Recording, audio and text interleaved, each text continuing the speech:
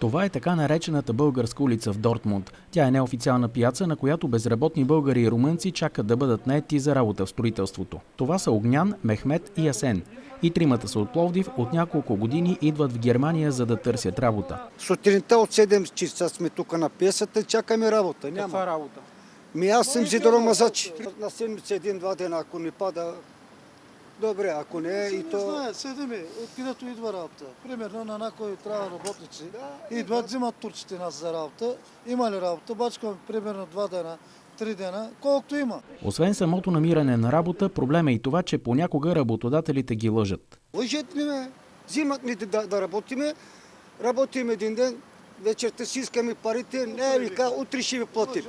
Лъжат. Те взимат работата на повече на пазарлък и ние сме, нали, българи, взимат ни на половин цена. В този случай излъгания има малки шансове да си получи парите, казва адвоката Шабуч Шепчи. Самият той е румънец и заедно с негов колега дават безплатни юридически съвети на имигрантите. Well, legally speaking, he still has the right to get paid for the job he did, and we did have a few clients who did manage to get paid. Because it depends who the employer was. If this employer, for example, if he was a construction worker in the construction industry, you have... Огнян, Мехмет и Асен признават, че двата им големи проблема са, че не знаят немски и нямат представа към кого да се обърнат за помощ, когато се налага да ходят в общината, например. Неправителствената организация План Ерладен се занимава точно с това. Şöyle söyleyeyim ben, Bahnhof'ta